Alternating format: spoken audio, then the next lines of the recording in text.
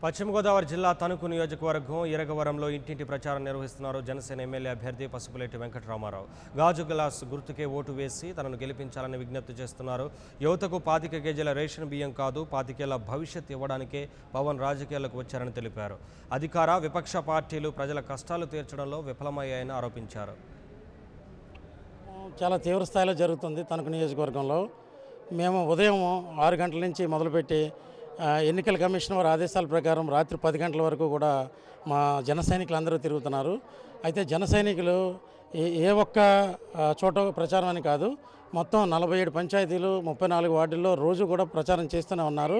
వాళ్ళ ప్రచారానికి వాళ్ళు ఎక్కడ ప్రచారం చేస్తే అక్కడ మార్నింగ్ నుంచి సాయంత్రం వరకు నేను యాడ్ అవుతూ ఉన్నాను. అంటే అన్ని మండలాల్లో కూడా వెళ్తున్నాము. అన్ని మండలాల్లో కూడా నేను వాళ్ళకి కనిపించి వాళ్ళతో పాటుకు వస్తే ప్రచారం చేసి మళ్ళీ వెంటనే ఇంకొక మండలం ఇంకొక గ్రామం వెళ్తున్నామండి. సో ఈ ప్రచారం ఇంకొక 15 రోజులు ఉంది. 15 రోజుల్లో మేము 15 సార్లు మొత్తం నియోజకవర్గాన్ని మా జనసేన యొక్క మేనిఫెస్టోతో చుట్టేస్తాం. For more updates, please subscribe 99 TV Telugu.